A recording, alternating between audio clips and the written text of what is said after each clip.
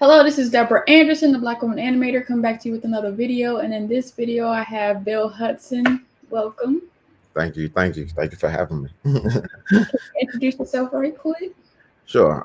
Bill Hudson, originally from Baltimore, Maryland, now here in Los Angeles, and I'm a visual effects producer for film and television.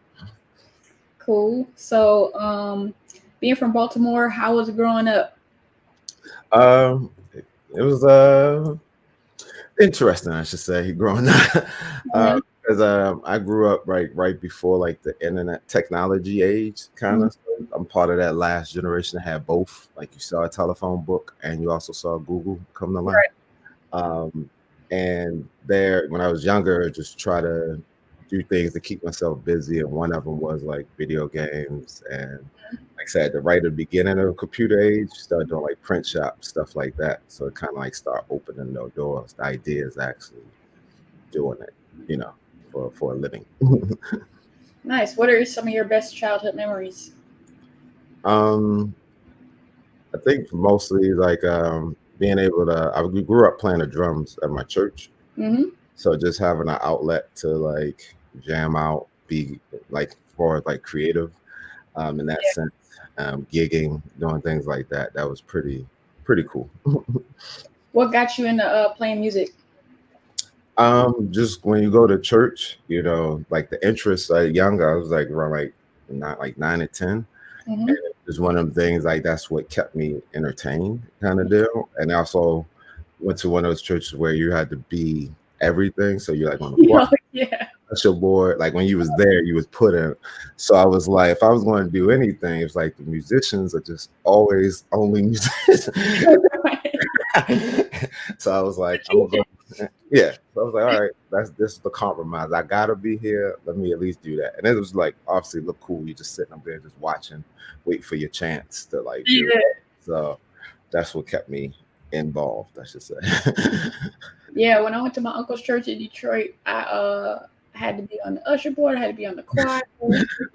And then to be on the usher board, I'm like 12 years old with the grown lady outfits because outfits. So I'm like, I got the long skirt with the blouse. Gloves. You had the gloves, everything. Had the hand behind your back. I was just like tired of standing, arms hurt. It's just like, why?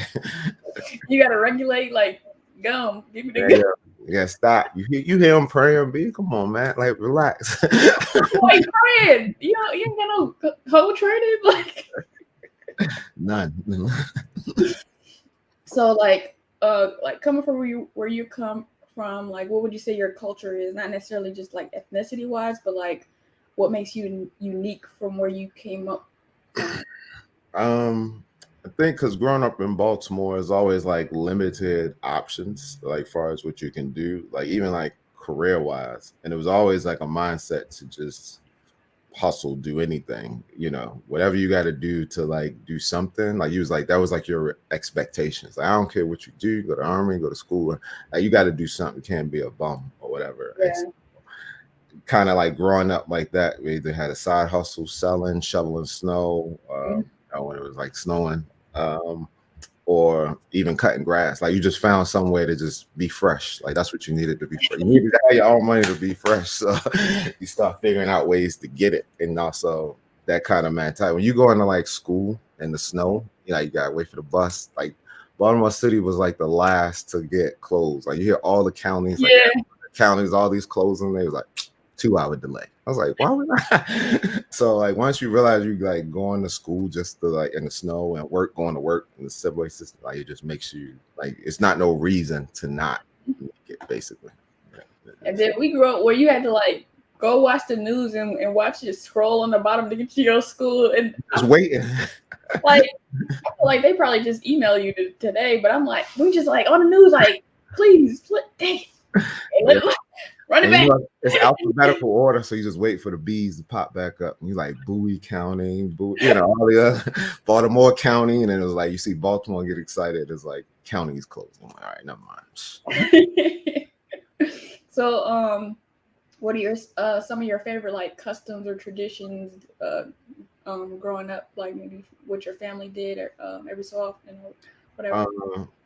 Most like when I was like growing up, I was mostly in church a lot. But Mm, when I wasn't for those different things, being like, I remember like summertimes you had to like we used to have cookouts, families cookouts. Spend the time with my cousins because they was a little bit more. They had a little bit more freedom, so yeah. a little bit of the other things that other kids used to do. Yeah. So making memories with them, like riding bikes. Like he would get a new bike, so his old bike is like you could ride that, you know. The other cussing, he had cables, and then he was like, "That's how you learn about wrestling." Like, oh, this is the Rock, like all Yeah. building with your cousins that you Mhm. now as you get older you appreciate basically. Mhm. I also want to throw in there that you play a little piano too, not just Yeah. the drums. Oh yeah, when you're around them, sometimes it's just like, all right, like in our church, the people who played the drums moved on to play the piano. So it Mm, was okay, like a you see, hierarchy. right, it was just like, all right, it's cool over here, but then when you're on that side, which it was just more of a impressive skill. Like drums was cool, but you needed other things to like get what you're hearing Yeah. versus throw on the piano and just hit a couple chords. It's like more smoother. So it's like, all right, I'm gonna learn from them. They'll show you different things, but it was just like that and YouTube, like learning on my own and learning on YouTube, just because you're just playing by ear, just hearing. But yeah. And you play drums in like a house band too. Like, do you still get a chance to play, or is it more of a personal skill now?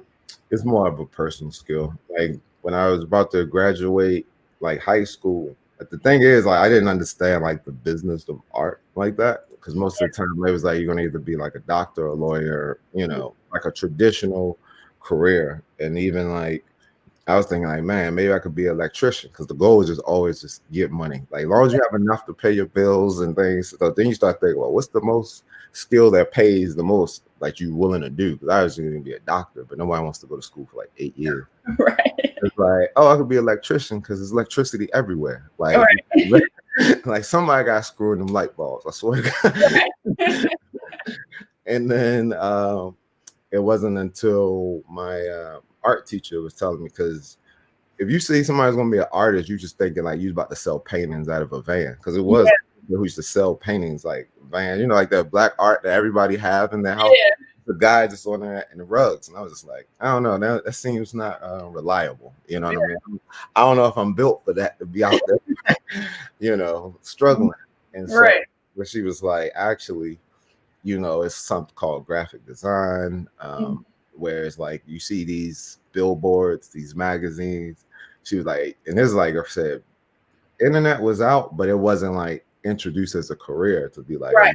you're a web designer thing. Like it was so new. So I was just like, but she was like, at least in that aspect of it, she's like, it's cool. Like you should start looking into that. Because I'm sure as they tell you when you're like your senior year and your counselor's trying to like, yo, what you want to do? Start looking at colleges, you don't really know until somebody like explained it to you. So I was Yeah. like, music, because of that, I didn't know how music. I thought you had to go like the Juilliard or something, part playing the orchestra. Again, now you say, oh yeah, they're gigging now. You got a contract, you're going to tour with somebody, you audition. It was like if I would have known that now, I probably would have been. But say all that to say, I chose the art route because once I learned there was a path in art, like I could see how to like do it.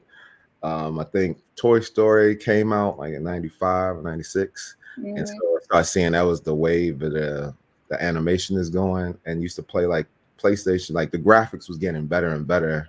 And you realize, oh, there's credits, like somebody's being paid to make this. And I was like, well, if I can actually do that, then let's start down the path to find out how to do it. Yeah, I remember in high school because I took I did dual enrollment and took community college courses. I remember it being like the internet being so new that like when I was choosing my classes, I'm like HTML. I'm not gonna take that, and I'm like, I could have been hustling. Like, I did take like Illustrator and Photoshop and all that type of stuff, but I just was like websites. Right. Yeah. It was boring. It was like, oh, you're gonna sit here and type code all day, and it was like, oh, I think I seen this. It wasn't even something yet, and so it just was like I didn't see the future where I could be doing like web design for people, and I would have took it as a class. But oh well, I mean, we figured it out. Right. Can you talk about your like journey in art and animation of in your childhood of what you were doing? Yeah, like I said, I remember doing it for fun. Like it was just I realized it's part of just providing some type of entertainment. Like, oh, you draw a picture, and then somebody like, oh, this is great, and then they was like, oh, if you draw it really well, then people really respect you as an artist. And you draw little cartoons like Dragon Ball Z, The Simpsons, every thing. And like I said, the school I went to is called Carver, George Washington Carver Vocational Technical High School, where basically it was like you had to pick a trade. I think it was like after your sophomore year or something, because you got like a certificate and a high school diploma in your thing. And so, like I said, I start off as an electrician, but then it was like, oh, you have commercial art as well. And literally across from commercial art was graphic design, but I didn't know what graphic design was. So I was just like, oh, it's an art class. Let me go take that. Yeah. And it was like the traditional art though, like you're doing like figure drawing one day. They was literally making signs where you had to get a stencil and like make somebody something quickie mark. Like somebody really was stenciling, printing that out. And I was like, this is a lot of work. Learning calligraphy. And I was just feeling like, all right, this is cool. But then by like senior year, we switched out teachers, and the hall of like the graphic design, they had computers and everything, but I didn't know what they were doing on the computers because I just remember seeing like the business class, people was just dressed up nice every day. So I was just thinking, oh, it's just that, but they got computers. Right. And one day I was sitting in there, it was like, yeah, so we made these business cards. They're like doing things with the computer, like design things with the computer. Right. It's faster, it looks cooler because like I say, you're doing calligraphy lines, you got ruler. It was so much work. I was so annoyed that it took a lot to make something look good. And so they gave one of their computers over to us. And so the teacher let you, when you've done your work, play with it. And I was like, oh, they had like a program called like Print Shop or something. It was like where you can make like certificates or like cards and things like that. So I was just like doing all these things. I was like, oh, I'll make a CD cover. I was just doing all that. And I was like, this is actually fun. And that's when I said, when I had the conversation about, she said, senior year, she said, what you want to do? She was almost like, oh, you don't want to do nothing with art? And I was like, ain't no money in art. I ain't selling no paintings in no bank. She said, no. You need to like look and research career options that you could do. And I started thinking about it. And she said, first thing, like, what you like to do? And I was like, I like playing video games the most. So let me look into a school that makes, of course, this is like 2004. Like nobody is teaching how to make video games. Like, but it's people with credits though. So it was like two schools that I came across that had a 3D animation program. It was the Art Institute and a school called Full Sail. But they was known for like recording arts and everything. So that's why I kind of like dismissed them. And I was just looking at the Art Institute. You used to see their ads in like the Source magazine and all that things. And so one day I went to a college fair and they was like going around, you go around to these different tents and everything. And everybody had their little skirts laid out and their little bags and their pens. And it's like, oh, and it was like Morgan. It was like Howard, different schools around Savannah. Yeah. And, so, I got to this one booth that had like 250-inch screen TVs, and it was just playing like reels of like graduates who were like working in the industry. So it was like Pirates of the Caribbean, Madden, like all Madonna, the Apple commercials, and they was like, yo, you want to live your dream? Start your dream here. So, real world education. And I was like, well, hello there. What we doing? I was like, damn, marketing just blew everybody out the water. And so I basically signed up to learn about it. And they was like, yeah, we actually have a game design program. And most our grads do go on to work on like games. Like even like back then it was like Spyro the Dragon, Tomb Raider. I was like, ooh, all right, this is literally what I want to do. Now it's cool to do it. So now I need to, like what it takes. And then that's when I started researching. They say, I was actually understanding that the game design program was meant for like if you wanted to really make like the console, like if you want to code the hardware to like make the game, that's their program. Okay. But if you want the art side, like what the game looks like. And so that's when I took the computer animation program there. Figuring out how to go there. It's a private institution or whatever. So you figure out how to pay for it. And because it was so new, like I had to explain like to our parents that like, yo, I found something. Because of course they say, yo, what you about to do? And my dad at the time, he worked at University of Maryland, like the hospital. And so if you like full time, even at a state hospital, you get state benefits, which means like you can go to any school for free, any Maryland state school for free. And so I was telling them like, yeah, that's cool and all, but they don't have the animation, thing. And he's kind of like, yeah, but this other school you had to pay for, like they had an application fee and you had to put down a seat deposit to like, it was like $650. The rest you'll get through loans. But if you had to come up that first, I was like, so I was like, I ain't got it. They ain't trying to kick it out because he's like, I don't know. He's like, you're trying to go to a school when you can go to one for free. Right. At the time, babe was like, yeah, all right, I tell you what, you can go to Morgan basically for a year, get your credits up, like the prerequisite credits, like the base. And he said, and if you still want to go that, then you can just do what you want to do. You can save it. So I was like, cool, get to Morgan. And it was like the summer 2004 fall. And I was like, all right, you signing up for your classes. I was looking for like at least the art class, because the one thing they sold about Full Sail was you can be done in like 14 months. Like you get the like it was like quick. And I was like, all right. And after being like on there in the summertime, I was like, oh, it's like high school. But I'm going to high school again, this older. And I was like, this is, when we went to college, HBCU had no animation program. Morgan got Swan now, but they didn't have it. They didn't have it. And that's what made me like really like accelerate my time. Like I need to get out of here, because when I asked, I said, so what do you have in the art? I think they had photography, and I think it said like graphic for print design or something like that. I said, either way, let me at least get the graphic design. So for at least I'm here. And they was like, oh yeah, you won't touch that till like your junior year. And I was like, okay.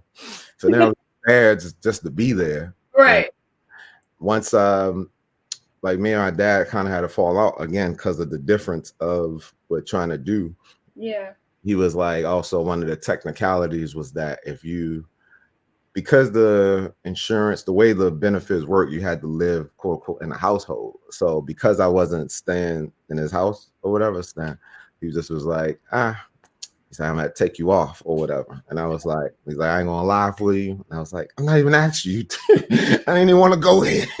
You know what I mean? I was like, cool. So I just went and got a job at it was a restaurant where they needed somebody during the daytime. Yeah. So my cousin and his friends, they worked there after school. I was like, cool. Just got a job. I was as a busboy, saved up. And I didn't know when you first go to school, they start giving you the credit card. So I was like, all right, I got this $500 limit. Right. And my seat deposit, pay my application fee. So by like next September, like it was like easy to feel like you was getting comfortable because you're just moving up as you're working. But I was always like, I'm only here like temporary. Yeah. So, the next summer, just went on down to Florida. It's like, all right, let's do this. Yeah. Was there any like what was the difference between like living in Baltimore to going to Florida, like for you? Oh man, it was like a culture shock because I think Baltimore is like an urban city, like Black community, predominantly Black community. So the only time you probably see like one or two white people, and that's usually like one of your teachers or something. You know what I mean? And even though you like learn about them through like history, you kind of like the only white people you're like taught about is like through history books. Right. And so by the time I went to like Orlando is when you just saw many different types of people, even Black people. Yeah. So when they start seeing them, like they stand outside kicking his like bean bag. It's like, yo, we playing hacky sack. You want to play? It's like, no, I'm cool, dog. Like, And I was like, but I was just watching, and then I realized it was that the common denominator that everybody's different, like more piercing, sleeves tattoo. Like everybody's now you're seeing all these types of artists. Like these are like what the artist looks like in many forms, and mohawks, and like even the Black people, like the skateboard and doing things that's like you're not used to seeing in your community. Right. But it was like we all move like hundreds of miles away to go after something. So then it started becoming like, all right, well, while we here, because they kind of teach you that on the first day, like, yo, the person sitting next to your left, you right, they give you the speech, like, everybody not gonna make it. You know what I mean? Like this person could be like a competition. It was sold as competition, but at the same time, it's like also supposed to be like also network, because that person could be your boss or hire you, later on. So then you just realize you're like, all right, everybody is different people here, but there's a commonality in it. But you also had to just be open. Like I was like, I wouldn't survive if I wasn't open to like, all right, I don't know what beer is. I don't even drink beer. Like, you know what I mean? Like you get invited to your first keg party and it's like, oh yeah, some beer over there. You're just looking at it like, yo, how this thing work? Like it's nothing coming out. And they like, nah, yo, pump that, pump it. And I was like, you just be like open to it. Like, all right, cool. Right. You know, they have rock band parties. And it's like, yeah. Oh yeah. They say that's how you learn the lines of Sweet Caroline. Yo.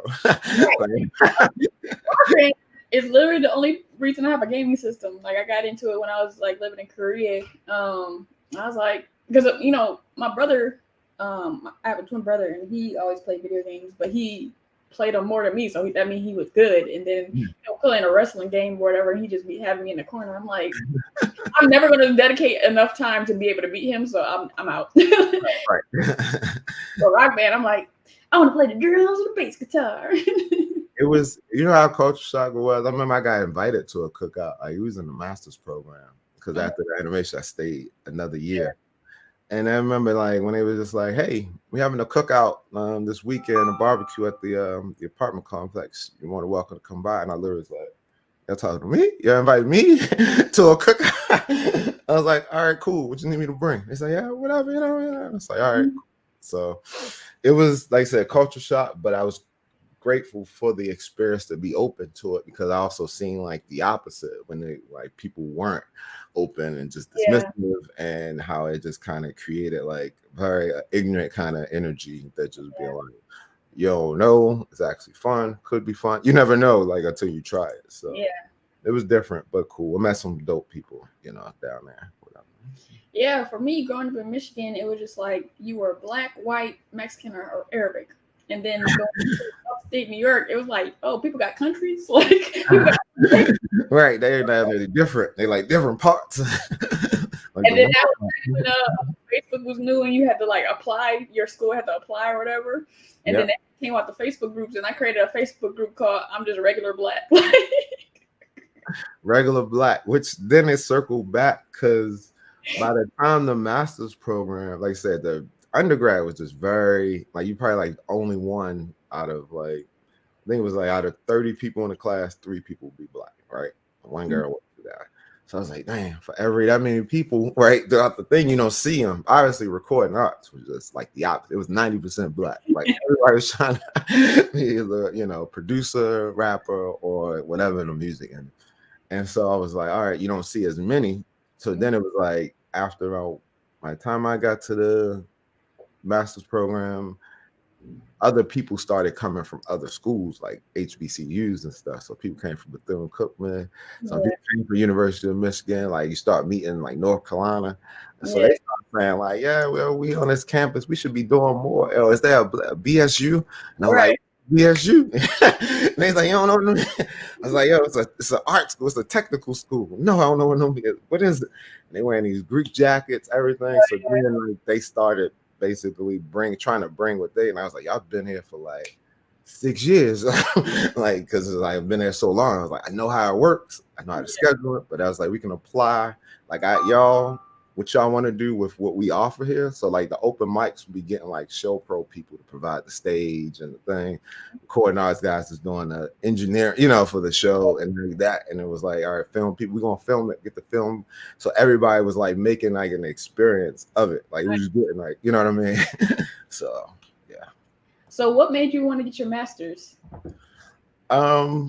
The funny thing is I didn't think I would be going to school because I was just the idea was just to make money. So it's back then somebody said, oh, when you graduate, you can make $18 an hour as like an apprentice and then move up to $25. Like it sounds like a lot back then. So you thinking, and I remember I was telling this plan to like this woman in my church, Pam, shout out to Pam. Pam was just like, yo, she's like, if you go to college, you'll probably be able to earn more. Like your earning potential will be more because you'll always have a cap because you'll come across, you know, something like that. I was like, no, I don't have to because you'll just keep making money. You just keep, I'm thinking like you just get a raise. So I was like, I don't understand. Like you just get it. I was like, it's a waste. And then I was like, all right, I think I was proud just like, all right, if I get the associates, then at least I went to college, got the thing. And then more and more I started looking at when you do apply, you start seeing the minimum. It was almost like how when McDonald's required the high school diploma and it took a lot of people out the running, which was crazy in itself. And then like, yo, McDonald's is required. Then it started saying like all the requirements start becoming like, oh, it's a bachelor. So then I felt like the AA was like toilet paper at that point. I was just like this is like a high school diploma because now all the jobs is asking for back.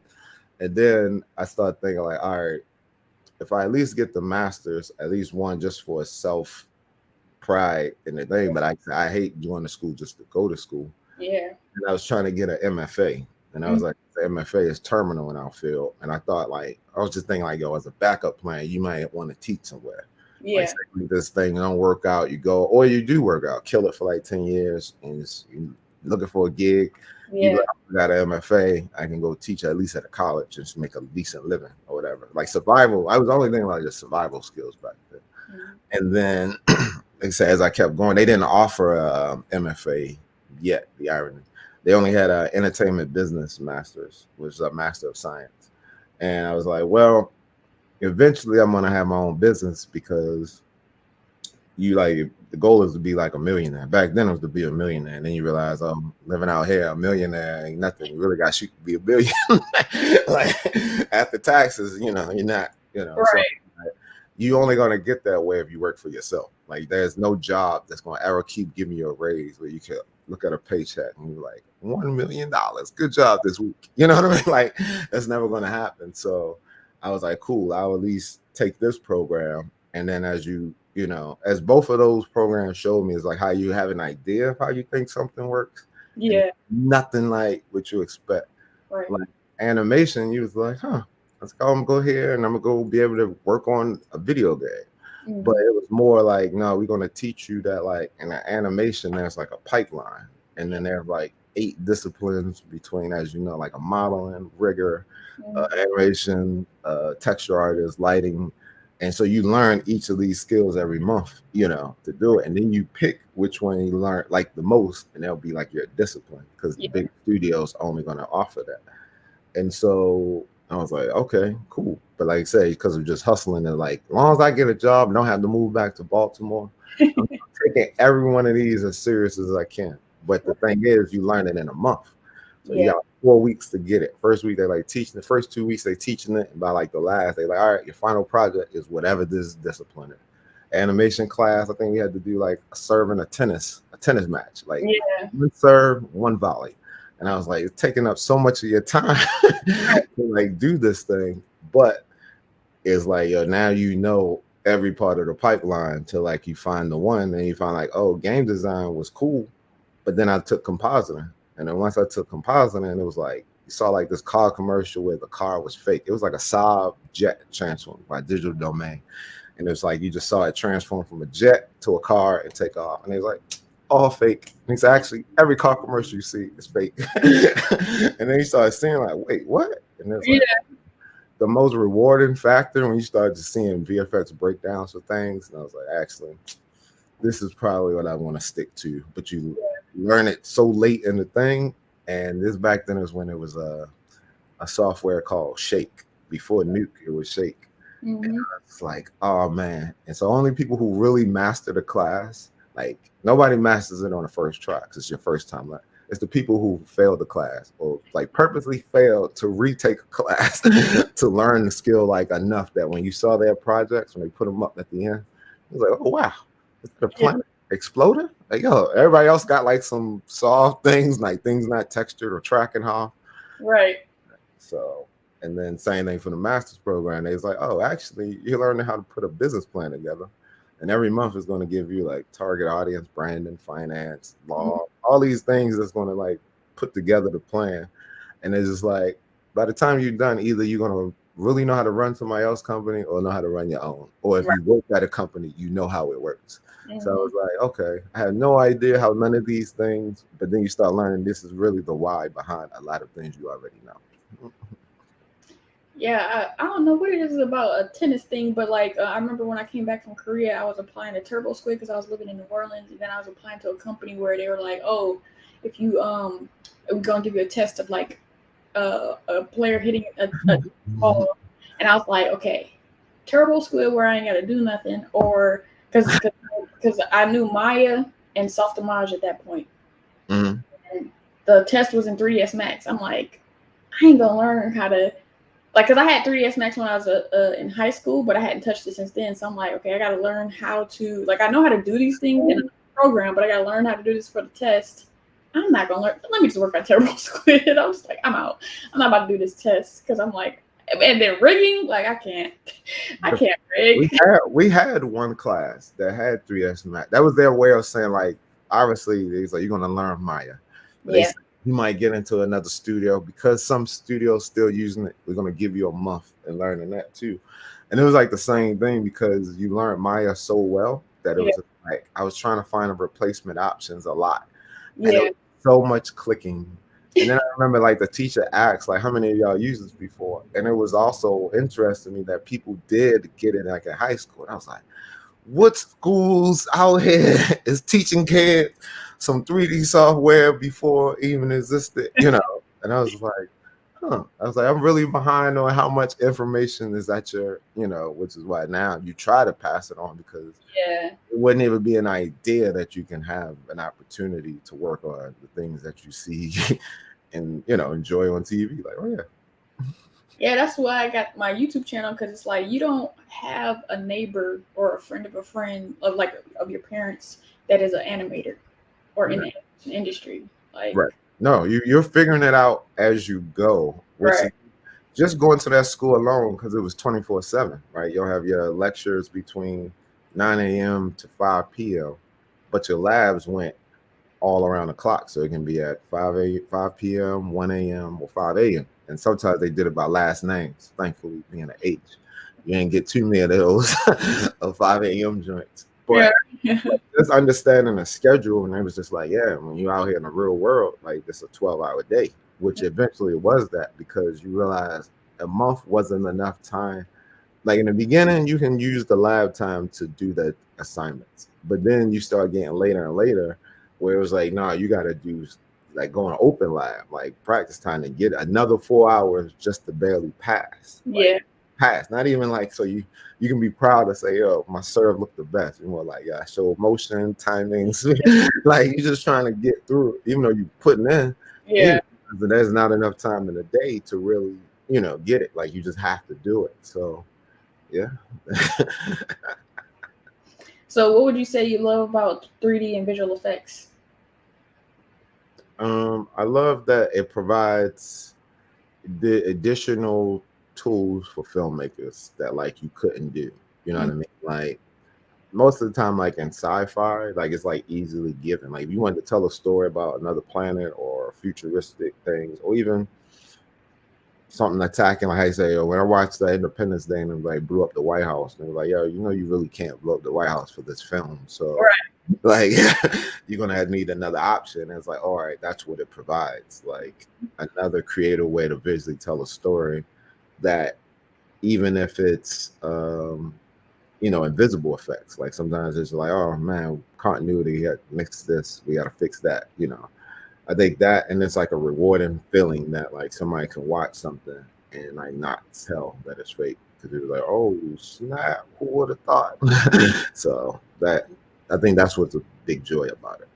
I like the most, I should say. I think that's what's crazy about people talking about bad visual effects. It's like you don't know when it's good visual effects. You only know when it's bad visual effects. That was like the whole motto of like being a compositor. They say, yeah, if they catch it, if they don't see it, that's you're not gonna get any praise because that's your job is supposed to do that. If they notice it, then they might ain't do that job right. So how did you feel like the watching Black Panther? I was just like, oh my god, when it was like falling from the sky, I'm like, oh my god, what are y'all doing? It's so funny because I watched the interview of that. I remember, so I'll tell you my initial reaction. My initial reaction was like when I saw Avengers in the movie theater, I think, and I saw like when Bruce Banner was in the Hulkbuster thing and his face wasn't tracked in the thing. You could still see the green. It was just bad. But then I do remember like how they were saying that the VFX by this time now is just so much. Like it goes from like 1,200 shots of film to like 2,000 to like 25, now 3,000 shots for a feature, you know.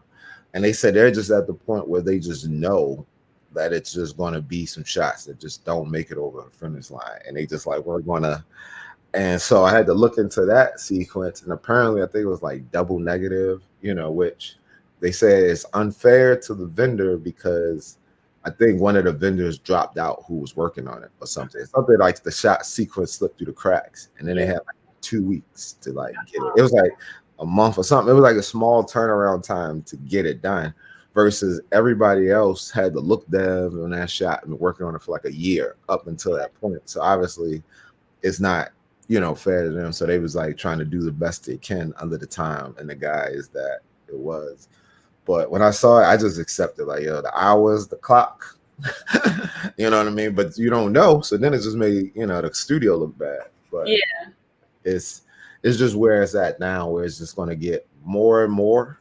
And since a lot of people rely on it more than actually, because some studios rather have the flexibility in post. So now you're like shooting multiple ways, doing different things, changing cuts all the way up into, you know, a point that's going to happen now. Like I think it's going to happen more often than not, because they said now they're going to work on VFX up until DVD once the DVD is the real deadline for final VFX. Okay. So, like the dust, I think the snap was like that. Like it looks completely different now than it did when they came out in the movie theater. So yeah, I have a friend who's working on like a Barbie movie for Netflix.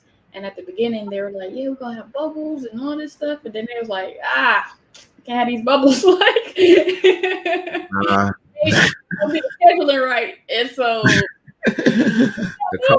I'm working on the bubbles while we was working on this. Like the time, like the amount of time that it takes, even just for the marketing. Like they have like a whole marketing VFX team now that just add things, take things out.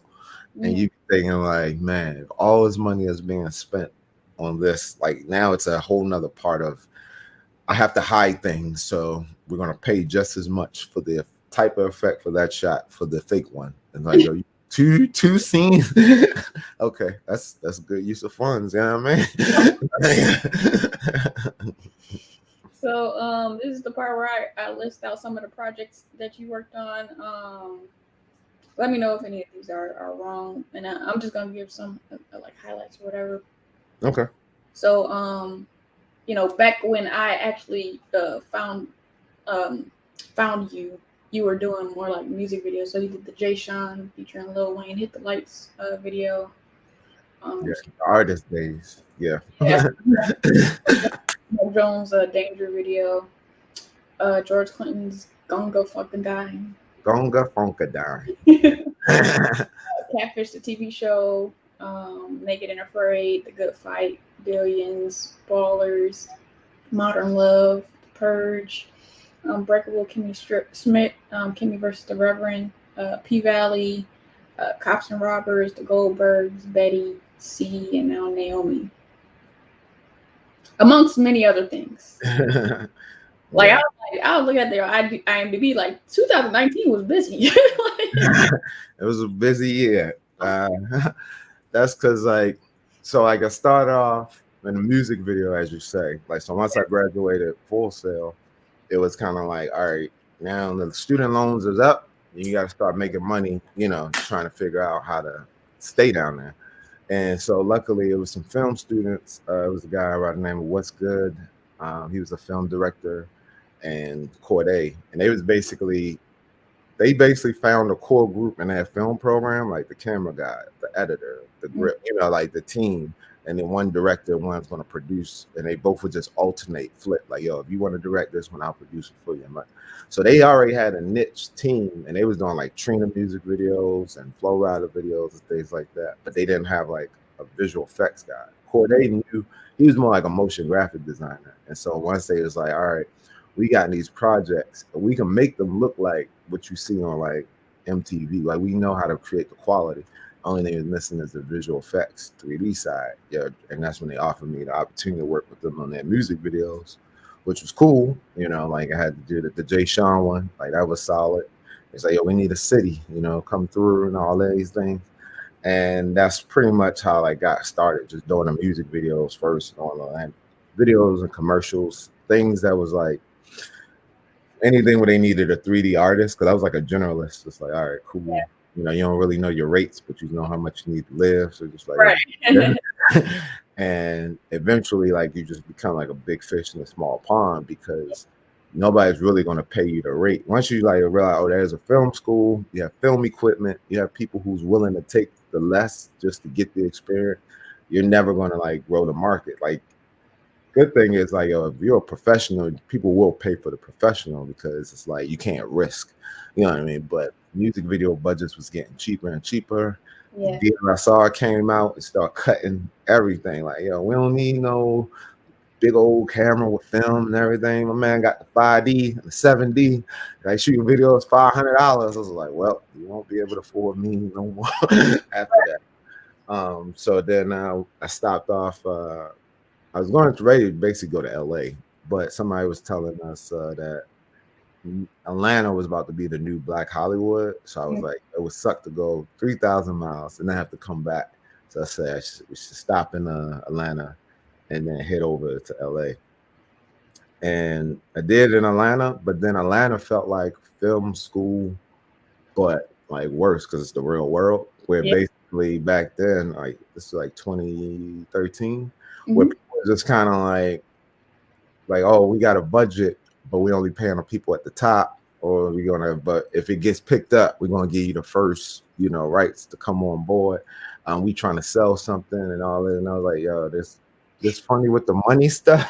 Like it's almost like how they say, oh, you shouldn't have given you niggas money because it just felt like corruption at the top of every like right. You know what I mean? Like, and I remember like trying to like it's not a pattern, but then I was like, oh, the school commissioners getting indicted for changing grade, the police, the jails, they getting in trouble for like the way they running their school, stealing money, like the commission, police. It was like the mayor, everybody was just involved in some like trouble. Like, and I was like, this is what happened when they put black people in power.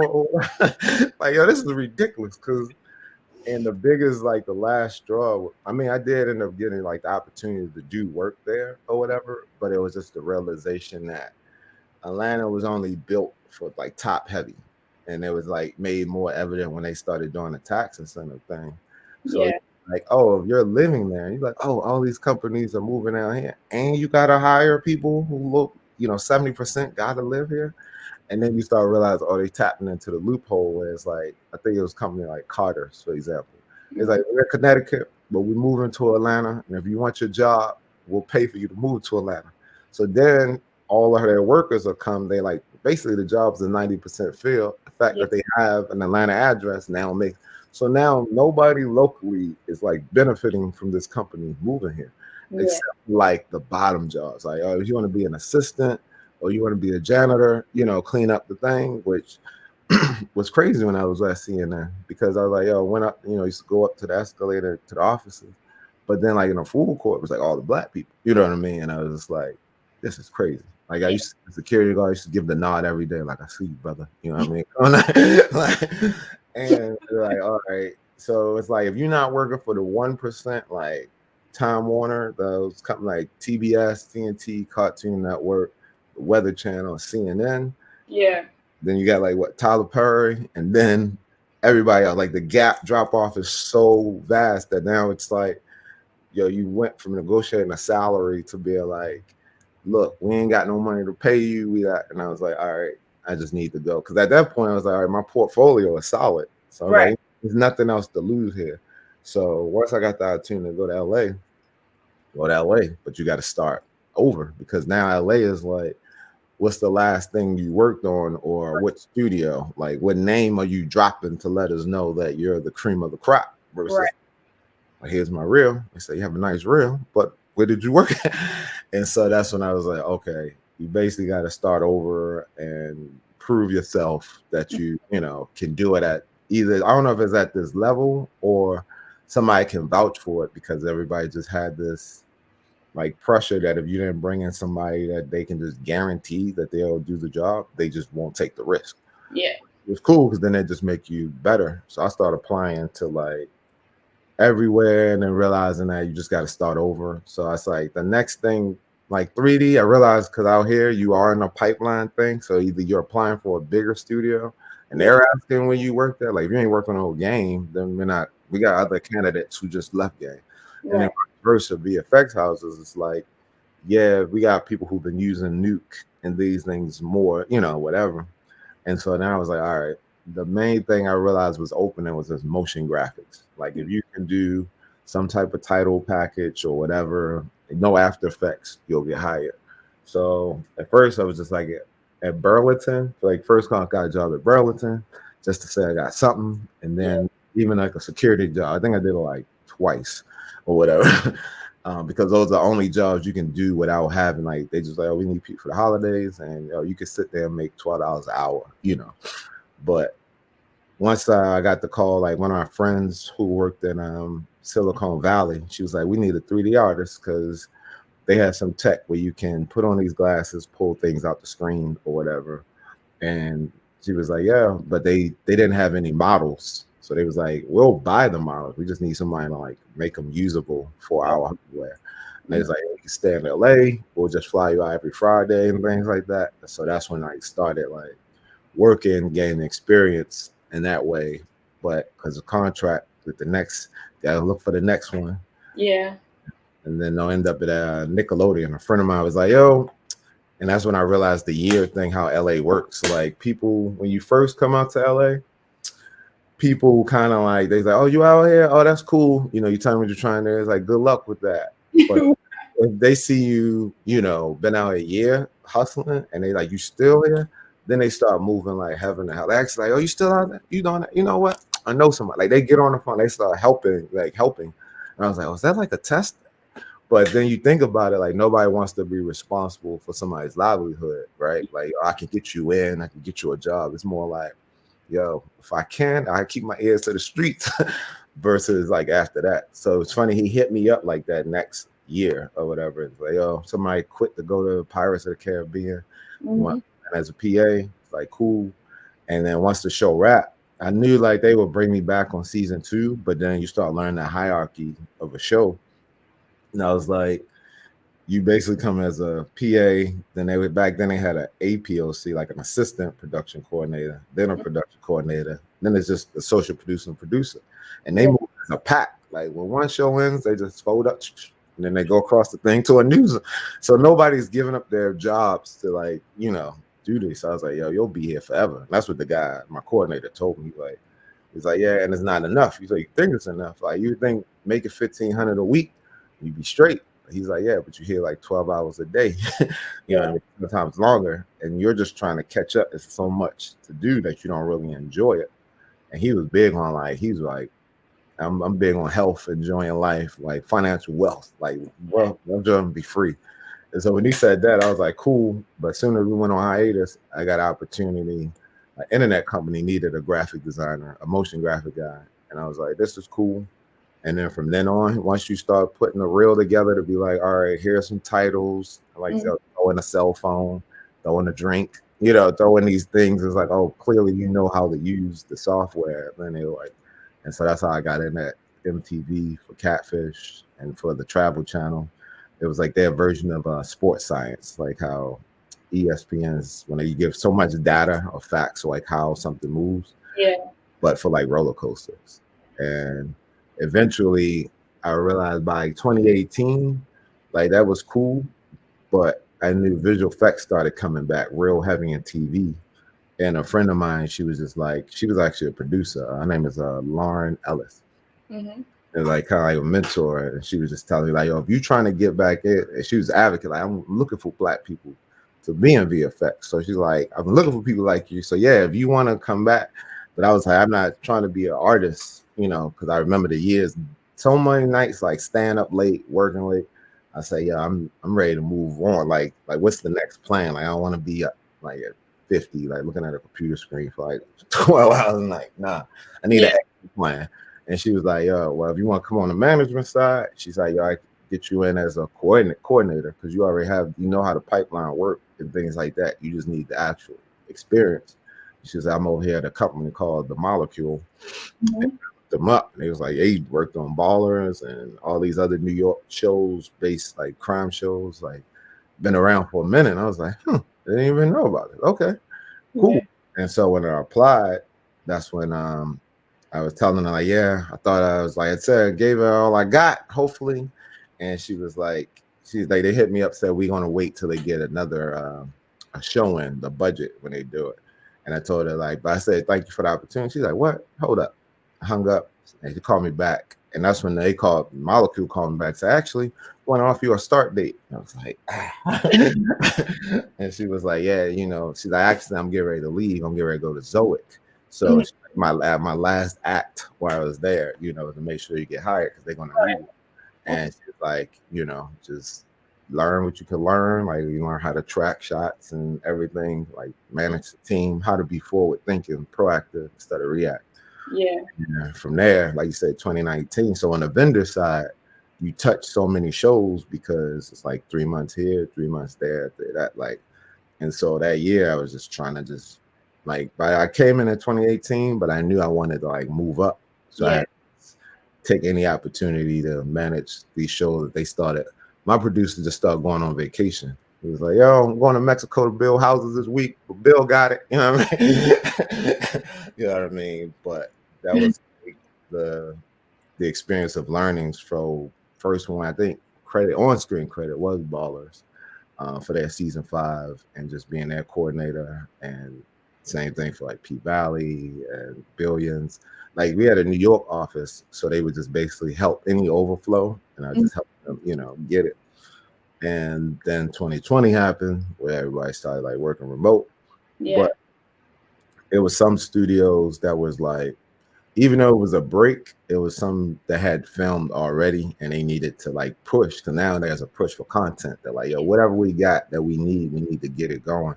And the ones that took a break was like actually trying to catch up even more. Yeah. So that's when we started getting shows like The Equalizer and Harlem, and there's a couple other shows that come out that they start getting stressed then. So then it was just like, yo, I was supposed to produce after there was a show called Unbreakable Kimmy Schmidt.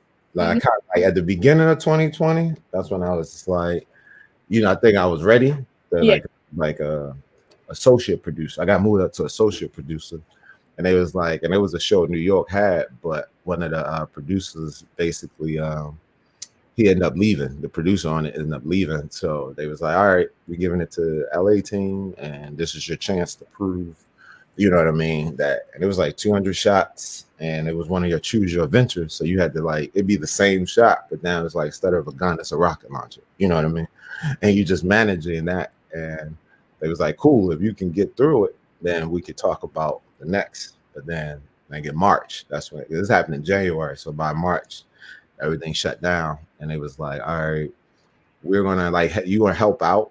But then they just started giving, like, when our producer friend, she was just like, hey, I got this show called AP Bio coming through, and we wanted to use y'all, you know, but we had to try this other vendor first, so if you want that. So when she gave me that chance to be a producer on AP Bio, then they was like, all right. And she was like, I'm only bringing it if you know, if you want to be the producer on it, because I want you to get a credit to actually be on it. I was like, all right, appreciate that. You know, and from there, just keep proving, like, you know, every show that they gave, just make sure you can just deliver it. Yeah. And that they did The Cops and Robbers, which was the Netflix animation short. Peabody Award for it? Huh? Did you got a Peabody Award for it, right? Yeah. It was one of the like the way the concept came. It was a guy, Anon, shout out to Anon, for like I think he's over at Sony. He basically was like, he wanted to use his art voice, because everybody was just posting things, but he's like, what if you can do something that's like meaningful and impactful with your craft to like speak out. And so he reached out to like his vendor friends, anybody he's like known in the VFX world, and Molecule, he knew the owner of Molecule, and of course he was like, well, you know, you probably like, I was like the only black guy in the LA office, and I was another guy, a couple guys in New York. but he was just saying like for a project like this, it'd be crazy not to like involve you in it. You're welcome to, and here's like allocated budget to like do what you know, your in part, and everybody got like a piece to work on, and it was, I think we got like the ending one, the breakout one, and it was cool. Like work with some Mike Healy and it was like Mike and Mike, I think. There was a guy, they was our 2D animation team. And Lada was our VFX supervisor. It just came together, storyboards, and then it came out to be a nice piece, collective piece for everybody. And then like I said, it ended up winning. Like I didn't even realize like till like a year later. like that's how long it took to like get it. But it was cool to work on. From there, once the world start opening back up, that's when you also understand what your career goals are and plan is. So like when I used to talk to Lauren, she was like, I know like you're not going to be there forever if you're trying to grow in a sense. Because the goal was like to be like a VFX executive. And, like every executive I know, they say you get your chops out in the field and then you go back in there. So it was like you're going to go learn on the vendor side, move up, get your experience there, and then go show side, because you can't get to the building for the studio if you never worked for the studio. And so that was always going to be the plan. It just so happened that because I've been there, like I think it was going on like 3 years, I always I try to reevaluate like 2 years an option. That's how I treat it, like a LeBron contract, basically. Because you can just get comfortable, and sometimes it keeps both you on your toes and the company with you on toes, because then you be like, you probably haven't checked the market for your value, because you also, and I didn't understand how you just grew up just being a worker. You just like, all right, this is just more money than I had the last time. So let me that's cool. But then you start understanding what the market is for what you do, and then it just started going up. and I was like, I told them like I knew that if in order for me to grow, I'm gonna have to go to a bigger studio. It was going to be like, it was like Zoic, and then Zoic popped up with the opportunity to come there to be associate producer for them. And I was like, that's cool. And went over there. It was on C, which had like 200 shots an episode, and like every eye is a VFX shot because they're not wearing context. So he was like, oh, you're in charge of the eyes, tracking, all that stuff in that pipeline, while they had like set extensions, things like that. And then while I was like on it, I had like one episode left. And then that's when, shout out to Ava, shout out to Array now, and shout out to Jade, because Jade was like I think she was like the Fizzle production coordinator. And I like saw I seen a LinkedIn message, and I seen an Instagram message. And I remember reading that when Ava was like, yo, she has an idea like for diverse talent. Like nobody can come back to her without really looking for like Black people or whatever, which that's what I respect for her. And so they really went out of the way. She said she came across my profile, and they had a new show coming up for the CW. Naomi, would you be interested in talking about it? And I was like, hell yeah. And after meeting with her and Paul and them, and they just explained what they was looking for, and the main thing was just somebody that help articulate Ava's vision, because there was like becoming a breakdown in the gap between some of the artists and her, like in the she was having. So she was always wanting to have a person that can help do that, because she does so many things. So she's already a person her side. And I said, okay, cool. And met with Warner Brothers, and it was like cool, and it was cool because it was Ava and them. It was like kind of like a push, but it was also like a test. They said, look, we get it. It's not it's like for the show side one, even though it's like similar, it's kind of different. Because you're with it from the beginning to the end. So they was like, but we want you to succeed. Like we like oversee like 50 TV shows. So like just pull it off and you'll be fine. So the pressure was just like make sure Ava's vision is told and make it through and just deliver it. And though it was like challenging, it was like great, because then it helps, prepare you for the next one. Yeah. So It seems like you've always been interested in VFX, but when I became familiar with you, you were like build 3D. So like, was the 3D more like out of necessity of living in Florida, or like wherever you were living, and you always had this interest in being build VFX? All right. Like, No, it yeah. was at that time it was 3D. And I remember like when I was in my internet marketing class, that's when we first learned how like SEO works and things like that. And they were just saying like obviously if you Google Bill Hudson, like Kate Hudson's father pops up. Right.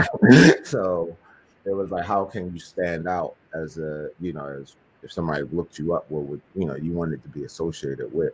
And at Mhm. the time I was like a 3D artist and that's what I did. So I was like branding that way, like anything that was like a hard surface 3D I was involved in. And then once I came out here, realizing that being a 3D, you stretch yourself thin because now you're doing like so many things like that. And I Mhm. like now I can see the path in VFX, like visual effects, but it still encompasses 3D and animation. And like Cops Arrival is a whole 2D animation project, Yeah. versus the other thing. So since it all encompasses that, it's better to just be known for what you do. And then if you branch off and do something else, then it'll become, you know, Bill's podcast or Bill, whatever, whatever. Yeah, as Deborah Anderson, I understand. That's why I created Black Woman Animator, because I'm like, I'm up there in the Google search now, but like, Yeah, yeah, the internet. to knock out, there's like a photographer. She's like number one, and then I think there's a doctor. But I'm like, I'm holding down number three. It's like a band, like a musician, a band, a famous rock star, Bill Hudson. So it was like, oh man, like his Wikipedia page, that SEO will always Yeah. beat me out. And then so I was like, okay, yeah, I'm gonna have to do something a little bit different. But it's kind of like the good that comes because it's only gonna be like one black person, and be a named Bill, that looks like me. So I was like, Yeah. all Got the branding. right. Look, they let it go. Let's let it go. um, so like after you outlined kind of your whole career, what would you say was your biggest breakthrough, or like, have you had multiple breakthroughs? I would say multiple because as you go through the journey, it's like each moment is going to help you get to the next level.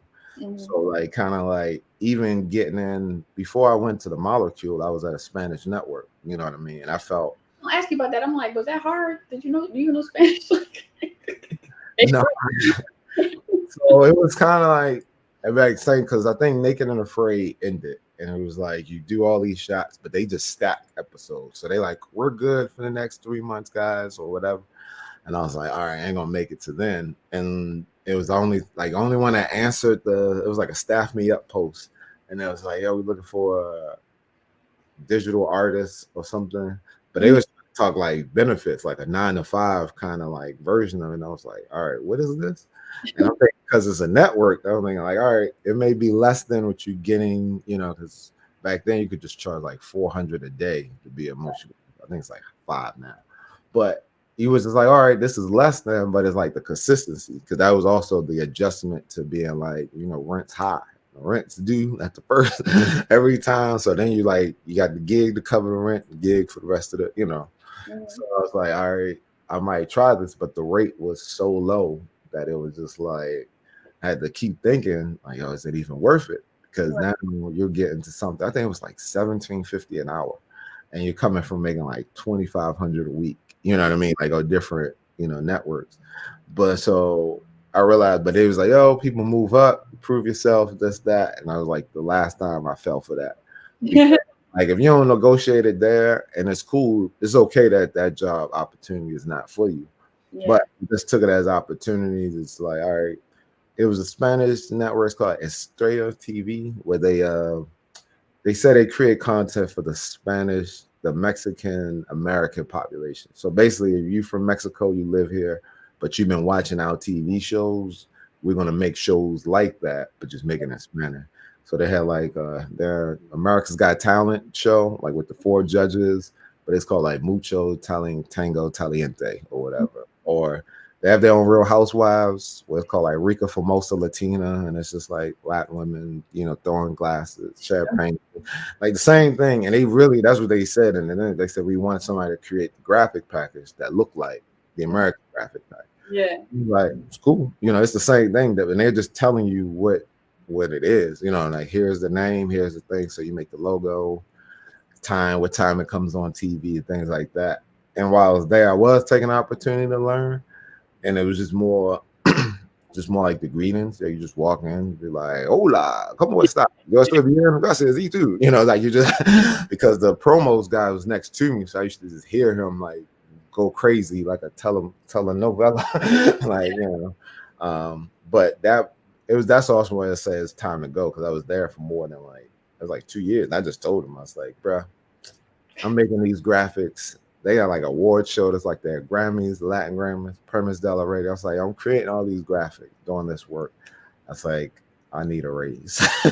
And unfortunately, because it's a Latin Mexican channel where small in stature, they're cool with just paying, you know, that rate, because they can just find somebody else. Like their cameraman was like from Mexico with, you know, just like, yo, taking $10 an hour. So they was like, they're so used to operating on the small that I knew it was time to go. So that's why when Lauren was like, if you're trying to get out, I was like, I think it's my time. It's time to go. So in the visual effects space, you've gone from, you know, being a motion graphics, visual effects artist, visual effects coordinator, VFX producer, associate producer. Can you explain the difference for the people watching between what you would do in each of these roles, just so they can have like a gist of it? Yeah. The artist route, you kind of go in as a motion graphics guy. You pretty much help create a graphics package based on whatever the creative director come up with. They'll storyboard something or style something out, and they'll be like, here's the idea. And it's just up to you to actually create it in the computer, make it look pretty, basically, like the text, the font, how it comes in. There might be like 6 to 10 second lower thirds, things like that, for the show. And then once you create the template or the look for it, then it's like you can go ahead and just keep updating it. Now it becomes like a template you update for every episode or whatever.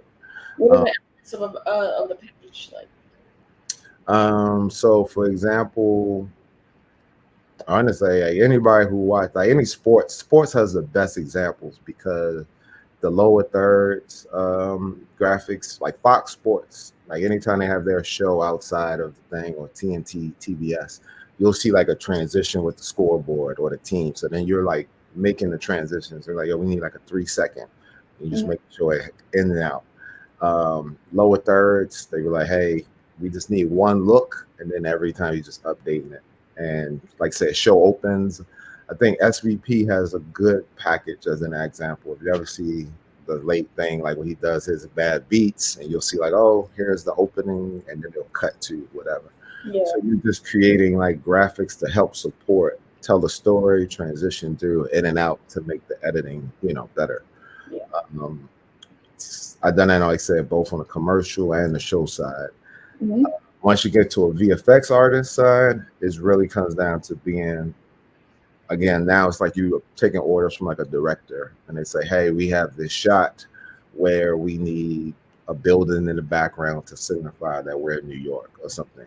And depending on what it is, it's usually 3 skills you have. It's either you can track, you can roto, and you can key. You know what I mean? And everything kind of builds off of that skills, like to help do those tasks. Somebody can have those 3 terms. Huh? Can you give definitions of those 3 terms? Yeah. So when they say roto, I mean rotoscoping, where you basically trace out something frame by frame. Thanks to the computer, now it has like an automation way. Like now it's just tracking between the points, or like computing for you. And the more complex shapes are, the more complex the tracing is, because if somebody's moving too fast, it's motion blur, things like that. But the whole point is just to trace something out, because you need it to separate. You need to add something behind it or whatever. Keying is in the term of like removing a solid color from a background, most of the time everybody you've seen is probably where, like the weatherman is an example of how it's usually a blue or green screen. So that way, whenever they key it, it all disappears. So again, whatever's behind them is basically the faster way to remove a background. Rotoscope, it takes time, but if somebody could click one button and remove background, they'd rather just do it on a blue or green screen. And tracking. The thing about adding any elements, as far as like text or type of effects onto something, it needs to move with the camera or whatever. So tracking is a process where you find a point in the footage where you can it makes sure whatever you add moves with the in position where the camera space is.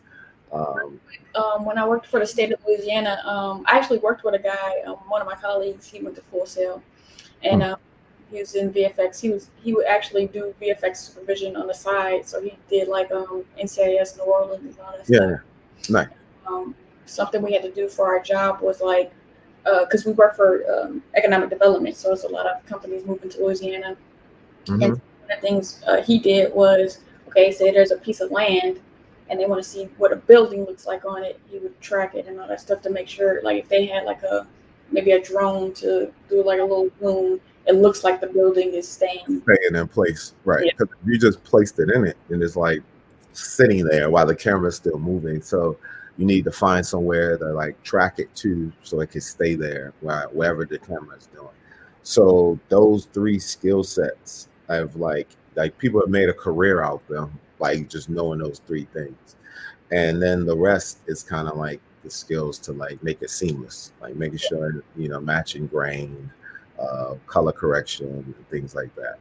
So yeah, as an artist, that's kind of like the roles. Like as they have like junior artists, mid and senior, and that's typically what they start off doing, rotoscoping and tracking. So when they have like a cell phone comp, they say, hey, we need to change the messages or things like that. That's what usually what they'll do. They'll track the phone and then they'll add in the graphic in it. And then that way, and they'll color correct it, make sure it looks like, it looks seamless. Yeah. From that, end up becoming a coordinator. A coordinator is a person, visual effects coordinator, somebody who helps tracks every visual effects shot in the film, basically, and know where it is and the status of it, whether it's in progress, it's been need fixed, it got notes on it, or it's been delivered. Like that. That's like the main overall thing. As far as the logistics and that, they also in charge of the scheduling as far as meetings. Like whenever there's like you got to meet with vendors or artists or in-house things, they handle like that type of scheduling as well as correspondence for deliveries and receiving them. Like I said, they're helping facilitate everything from getting the footage to delivering it. They're helpful in that aspect of it. As associate producer, it's like the next level up. Like you basically take your coordinator skills, but now you're adding a little bit more producing skills in it, where it's the day-to-day update and making sure you're on schedule, making sure you're still on budget, while also checking in with your leads to make sure like, hey, this week we're supposed to be delivering this. How we looking? Do we need extensions? Do we need overtime this week? Like you're just managing the process or that with the help of your coordinators. And then a producer is like the overall in charge of the whole project from beginning to end. That includes the budget, the schedule, like how long it's going to take, the planning, like how to get from point A to B, how many people you need, how to make sure you're on budget, like making sure that things are done in a more efficient manner, and also like client relationship, managing the client expectations and things like that, because you'll get different types of people who don't know how the VFX process works. So you also have to manage their expectations, like what it takes to get there, things like that. And yeah, you're like the in-between production, the network, and then in post. So, and then manage the vendors. So you also got to find your vendors that you're going to use and manage them as well. Like bring them on board, their agreements, things like that. Man, it sounds like I got some experience. Because when I was working for the state, like working with people who don't know anything about 3D, like even have to teach. We have to do like a PowerPoint presentation where we're like, okay, we start with modeling. Go to animation. You can't change nothing in the model once we get animation. Like when we get in modeling, right. I'm gonna work on that. I said I need that for like first time directors and things like that, because I think they have an idea of it, but when they're on it, like it's how like you said, like you can't change something after. But then I noticed the disconnect comes in because you get a gray shaded thing. And it's like, what am I looking at? It was like they're presenting it because you need to get the timing. Like, does this look like it's going to be, which I tell them, like, don't send nothing gray. Just put base textures on. Like, you can hardware render it, but just make sure it separates. Because I was like I saw one plate of somebody flying one time, and I was like, but it was gray. So you couldn't see.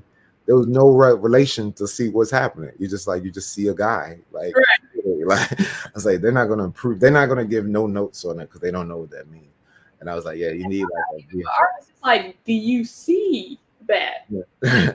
See that you can't see. Like it's like, it's a gray background. It's a gray guy flying. There's no way to tell like how fast. You couldn't even tell how fast. Like locators in it. And so I guess that's what he was trying to hope they can get. Or robots, and they just like do what you tell them to do, but it's like, okay, think. Right. You like, I know that this is just a previs, a visualization of what it's going to be, and you're only looking at it for this point, because if you go too far down the line and don't sign off on this and you sign off later, it's going to cost us way more money to change, which I think either they're just going to start adding budgets to redo things when they just say we don't have any money, and then next thing you know, they ask like, actually we have to change it, and then some magically they find money. That's always like the kicker, like all thing. Find a way to cut it, find a way to reduce, and then when you realize you can't, he's like, all right, actually we found some other money in the end. So it's like, we can do it now. Like yeah, and then in working in animation, I found like, sometimes when people come from live action, they don't understand like, okay, like we have to make all this stuff, so you like, doing rewrites or something like that, like that's a lot. Like, right. Oh man, when they realize shoot it, like, right, we gotta make it, so you stop changing stuff. Like, it's like, oh, y'all not just doing the default open mouth and close, like puppeteering, like y'all actually are making oohs and ahs. Gotcha. So you had a podcast called Three Fly Gents. What made you and your people start that, and what did you enjoy about it? It was kind of like one of the things of how VFX have evolved for me. I realized like you can just basically apply a process to anything else and just see if you can do it. And so me on home, we used to always just catch up during the week. And like, yo, you heard about AMC? He's like, yeah, man, it's doing crazy. And like, we'd be talking about it for so long. I say, I think we can make this to a pot. But that was just the idea of being able to do it, to see if I can, then I could just explain it to somebody else who really want to do it for like, and I came up with it, just like, all right, let's just try it. It was a free app, Anchor. So first step, find something free. And it was like, I think back then he was using Zoom. So Zoom allowed you to record at the end. Like, now you got this fancy, interface. And I was like, man, I was just like recording the video and just upload it. And like, all right, let's just try upload it. And then they had a way that you can like kind of edit, but they just put in a little monetization. It was like the most easiest process to like, I was like, all right, record. He would take one pass while I was editing. If it's just like too many ums or whatever, he probably chop. And then, like, he would just put it back up in the folder. And it's all right, we good to upload, make a template in Photoshop for your title, your cover episode thing. And if you like, all right, if you can do it, and then you just do it, and I've seen how it evolved for other people. Like, who knows? You know what I mean? Like, I just know it was a good test to see if you could do it, and if you could do it, what would it look like? So it was just more exercise. Yeah, I remember. I don't know what. I was on a panel for this conference in like Uganda, and one of the panelists was talking about how on Anchor, like Spotify was giving like the video stuff, and I was like, oh, what? And so I applied, and now when I post on Anchor, I post my video so that if you're on Spotify, you can watch my video or you could just listen to it, but then it posts to the other podcasts. I was like, oh, let me apply to that. And I got accepted pretty quickly. Nice. Yeah, video access on Spotify. Listen, that evolved, like I said, it evolved to a revenue stream for other people. And you start thinking of like the path or the like how to get there, right? And it's like that's back when you saw Joe Rogan get 100 mil. I was looking at the Joe Button situation happening, and I was just like, okay, if you do it, how does the business side? That's what it was more exercise to see how can you apply the business things with this. So like, all right, the sponsorship, like I said, the videos, and like, oh, you got 3 different audiences, that could it lead to a sponsorship? Could it do it? And then production picked back up. So it was like, well, it was fun. I mastered it. I got a cool mic out of it. And it's great for Zooms now. So you kind of mentioned some stuff about moving to Los Angeles before, I remember I was thinking like, there are some people I talked to all the time before I moved to Los Angeles, but once I moved to Los Angeles, they kind of went ghost, and I'm like, I ain't about to try to stay with you, like, right. Trying to live on your couch, but whatever. And so, what are some more tips other than the ones you gave earlier, like that, for people who want to try to move to Los Angeles to work in the VFX industry? I mean, when I came out, I at least had a plan. And then now they say you gotta have a plan when the plan fails, because it may not work out according to plan. Because my thing was like, oh, just save up 3 months worth of living expenses, and then hopefully in 3 months you can find a job that can replenish that. But then you got here, moved in, did all these things, but then the jobs wasn't coming in. So then it was just like, all right, luckily I have a skill set. As long as I have a computer, I can earn money. You know what I mean? So like being open to like, yo, I may not be working at like ILM or Disney or all these places, but the difference between Atlanta and LA was that there was people willing to pay you still your rate. They just was like, not just they were like, and like I said, it was like an internet company where they just was like, hey, we have a budget, we gotta try to do this, what's your rate? And you're like, all right, you went from making like $800 a week back to making like $2,000 a week, or maybe could say $5,000 a month, so every 2 weeks, like, so it was kind of like, all right, and nobody knows who it is. This real probably, like, I'll obviously use these assets, but utilizing all those skills help like buy my time, because eventually I was almost like outside waiting to get in, because they wanted to work for one of the big 6. But it wasn't like just to go there. It was more like, it's like to prove, like the leverage that, if you can do it, they only hiring the best people, right? So then once it's on your resume, then it's like, all right, now you can decide. You now more in control where you want to go, where you don't even have to submit a reel or anything. There's like your name is just going to ring through these streets.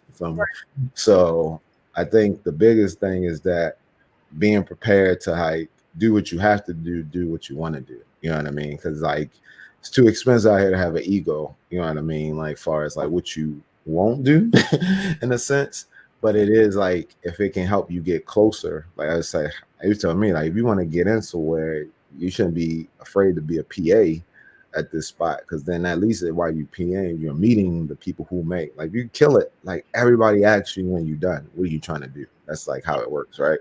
You say, oh, it was a great job, so what are you out here for, whatever. And if you did well and made genuine connections, like I said, people just start vouching for you, like, actually, I know somebody, send me your resume, let me help out and that end. And unfortunately, like year one, like I say, it's you kind of like setting your planting the seeds. Yeah. But at the same time, it's just that you're gonna have to keep going no matter what. Like you said, the people that don't answer when you do reach out, when they see you climbing, it's funny that they will find their way back to you. Like, I see you, Sean. Yo, good job.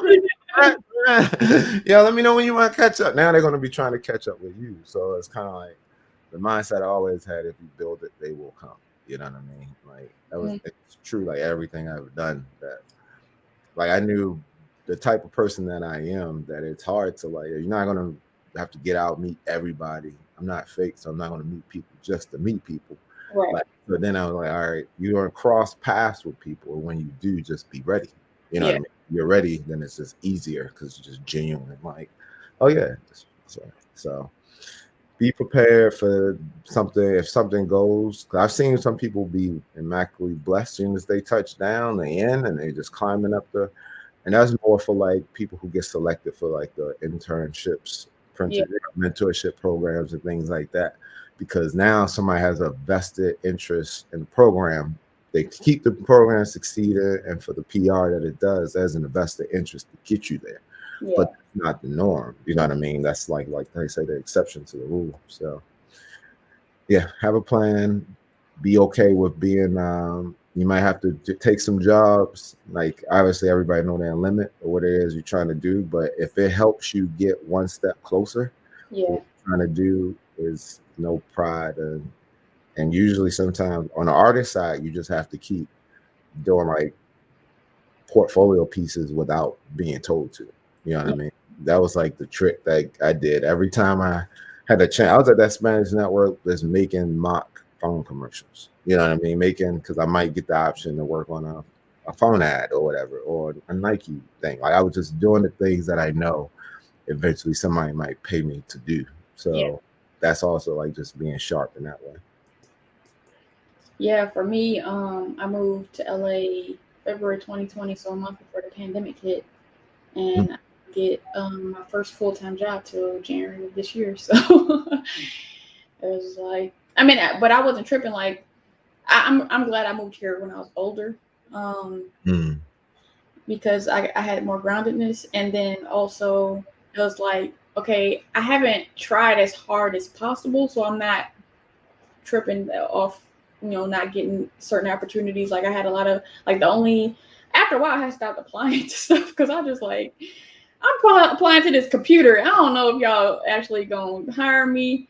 And then people reach out to me on LinkedIn, and particularly in the video game industry, and I was like, what is the disconnect between recruiters and the people who actually want to hire for the job? Because the recruiters, y'all see the potential, but then the people who want to hire is like, oh, you don't got video game experience. Like, okay, y'all knew that when you reached out to me. Like, when I figured out how that worked, that's when it really did help change the thing, because I realized, oh, it's an algorithm now. Like HR now is keywords.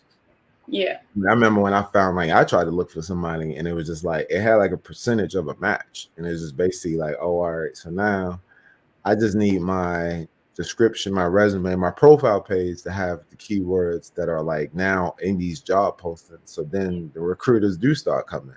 It's not like the Indeed one where it's weird. Be like, yo, I'm trying to be an animator. It's like, we see this principal job. We think you'll be great for it. And it's like, you're being stupid. Not like that. Not like that doesn't make sense. And when you also understand how a recruiter get leads, like their job is only to make leads, and it's kind of like the bonus if they get hired. So some of them just have a quota of like how many people they at least need to present in front of somebody. Right. And some people actually have an even better quota of making sure that you get through. And they're cool because it's a filter out system. They're like, hey, we're going to get like, this is like, let me know if you're interested in more. Let me tell you about it. And then that's the screening and move you on to the actual person. And there's like, oh, we think this may be a good fit, And I was like, I think it was like Robert Half, like Creative Circle, or one of those like things that said, we'll just forward to the jobs. And I was like, got it. Just keep it. Right. So, yeah. So what has been your experience, like the benefit or any like anything with being like a Black person in a predominantly white industry? What has been your experience? It's been I would say interesting in a sense, because it reminded me like when I first went to Full Sail that I realized in the arts is not, as an artist, like nobody really cares that much. Like, because it's almost like, they basically promise somebody they're going to deliver something. Right. They already got the money, and now they have to deliver on. So now they like, we don't care. Like, as long as you can do it, we'll bring you in. You know what I mean? Because they also realize it's rare to find people with the talent. You know what I mean? Like, if you're getting judgy on who type of people you're getting, you may not have no artists at all, because artists look like everybody. Yeah. So at least in that aspect. But usually it's been like the only one in the room. And then you always ask yourself, is the question, is it, because that's what I used to talk about with other Black people in the VFX, like, how many is in your studio? How many, and they'd be like, even if they knew, it was kind of like, it's like, yeah, at least everybody I knew, like once you like people in your class and you get past that, and maybe the people you work, you say, I don't know anybody, but I don't know, I mean, people like learning to take it, you know what I mean? And it seems like it's usually the same story of like, it's still like the ratio is like 1 or 2, but it Right. wasn't like a flock of like the Howard of animation. You know what I mean? Like it's nothing like that. Yeah, kind of energy. But slowly but surely, I've seen more and more, and that's cool. As you climb up to the top, it's kind of the same thing. Like it's either, especially now in 2022, it's more like you still just maybe like they're impressed, but maybe it's like, and it's still like they want to take a chance. It's like either 1 or 2 options. Either like, it's risky because he's young and not have as much as, or he does have the experience. I'm impressed, and I never, I don't know this person, so let me give them a shot. Yeah. But so far, it's just been given a shot. Like it's like, and I don't know if that's also because the demand is so high. Right. When you think about like it used to be the big six, like ABC, CBS, NBC, Fox, and now you got like cable, which is like USA, TNT, TBS. But now they're like, oh, HBO, Showtime. And it's like now we got even more. HBO Max is separate from things. Then you got Peacock, and you got Paramount Plus. That now they are Apple, Amazon. That is so much competition for streaming that now they have no choice but to turn to some up and coming talent, which is cool. But I just hope that like as you do it, just do it well, so then they keep giving chances. Because I remember like before, like, oh, you don't have the experience, and when we take a chance on somebody, yeah, you get judged a little bit harder, kind of deal, because it's kind of like they don't want to be like, yeah, this is the reason why we don't hire people without experience.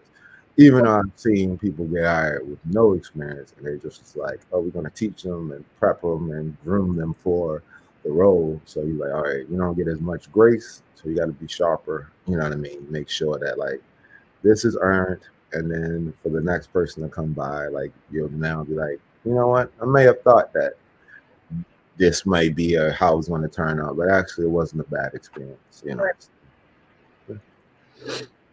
What do you hope for the future of like VFX and movies as far as innovation, storylines, and characters? That of course we get more. It's like not enough, and it's not like how they say using people as the token kind of energy. Like it's real stories that matter and influence, impactful. Instead of the tropes. Yeah. More of a behind the scenes. I think on camera and directors and now writers, you're seeing more of us, but it's obviously still less than a certain percentage that you could be better in that aspect. But also like in post, like most people don't know like how post works. So unfortunately, like if somebody gets a deal and everything, it's too like we'll take care of like this side, but you have control over your room, the writer's room, and the things like that. And then it's like, oh, feel diverse on this end, but you don't know like there's a whole slew of people in the back that's like still trying to like get in, like just be it, whether it's being an editor or post soups, try to move up to post producers. Like it's kind of like hard to even get those opportunities. So more of that, I think we'd like to see more of that, and definitely on our side as well, on the VFX animation side, which is more. I've seen more now than I have ever, right? So that's the stuff, but I think it could be more like you, Audrey. It's another woman, Audrey Tops, who kind of does like similar. Like she's trying to just point them out, let them know that you're here, and it just provides, as you said, that there's more people who look like us that's doing it. So now it might be a option to do it. Yeah. So what do you hope Black artists are doing in this current landscape that you wish you could have done or that you're doing now? So as far as like the technology, the programs that are available, like can somebody in high school get some VFX experience? Oh yeah, like the reason that we're now global, outsourcing to India and China and these countries is because like Autodesk, to their credit, has made it like so accessible to like anybody. Like if you're a student, you get like a 3-year license for free. You know what I mean? So the options to learn is Autodesk. They have their own like little university. Autodesk University, you can learn any of their software, basic skills. YouTube University as well. Like coming across that, like so that's how I learned. I learned After Effects from Andrew Kramer, and then I learned Cinema 4D from the Grayscale Gorilla Guy. You know what I mean? 11 was it 11-second thing or 5-second thing? Yeah. That's where I learned those, those practice challenges from. Oh, Yeah, I was like, okay. So definitely, even Photoshop, Adobe became like it's $19.99 for like students, or $29.99 a month. And like high schools get it for free, I think. Student, like your school can negotiate on y'all behalf to get it for free. Which that's the kind of thing that I wish I had, because like you said you learned Max. I was like, we didn't even hear like photo, like I heard of print shop and heard of MS Paint. Like I never heard of like Photoshop. And so like here and like the school gave it to us for free as part of your tuition. Not free, you pay for it through your tuition. Yeah. And so like, man, people had this, like, was Adobe certified in middle school. So imagine like you just come in and like you're freelancing, like you understand like the business of the art like early on. You know what I mean? Somebody's gonna make their church flyer. You want to make their somebody's website, and they got a budget for it, right? So why not, make it happen? So that's where I was like, I think now is the time to kind of always tell my sister, like, yo, here's on the computer, it's free. There's a couple tutorial, even like how like Unreal is now. Like Unreal is free. You can download it. I think it was like $99. Like if you did make a game or release it, like to license it out was like $99. Right. But just to learn reverse engineer a map, it's free. And now they got so many preset built templates that you can do things with that have fun with it, because who knows how that might spark the next, we in the metaverse now. Yeah. Luckily, I have a dad that he was a college professor, so that's how he knew about the dual enrollment. And then once me and my brother did it, it's like then my peers, because it's exposure essentially. Like I didn't know about the dual enrollment. Then my dad, he's a college professor. I mean, he worked for the state of Michigan, but like he was like, oh, if you take this, it was like the MEP or something. It was some Michigan test where if you took it early, you'd be like, oh, they give you like your class and they pay for your books or whatever. Mm-hmm. And I had some peers who went to U of M or did the community college thing like I did. So it was like, oh, you can do this? Oh, right. Okay, I'll do it. The smart people was like, oh yeah, let me go. Yeah, nice. So last question, if someone was producing a documentary about you, what things would you want them to highlight outside of your life, about your life outside of your work in VFX and 3D? I guess like impact, like kind of like how, like my goal was always to help. Like probably back then it was like artist, mentor, leader and everything.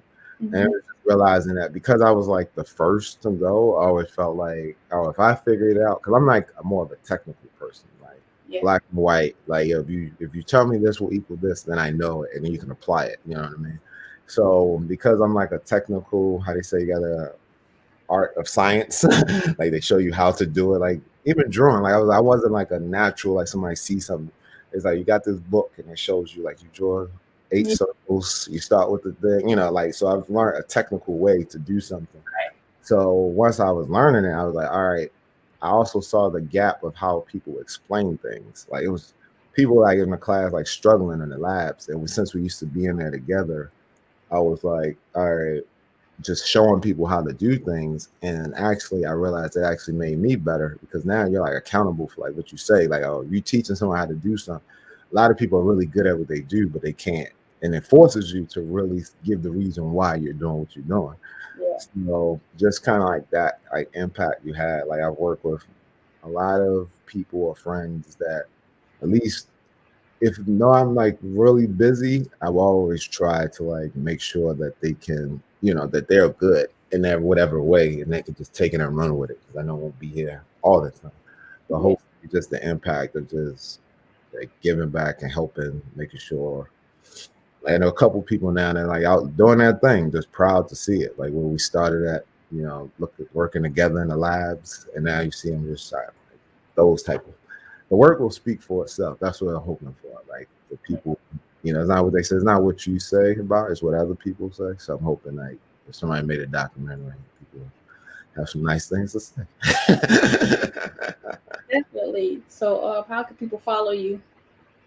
I'm on LinkedIn as Bill Hudson. I'm also on Instagram as VFX_Poppy. Mm-hmm. And there, follow and connect. Thank you for coming on my platform. Thank you for allowing me to highlight you. I appreciate it. No, I appreciate the invite. It's been a long time coming. It's a danger. I was like, man, yeah, it's like 2010, 2011, yeah. yeah.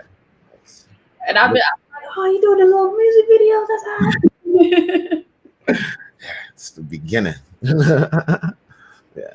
So to everyone out there, I want you to like So I Know It's Real, comment and tell me how you feel, subscribe to Seal the Deal, and sign up for post notifications to show your zeal, and I'll see you in the next video. Peace. Hey, peace.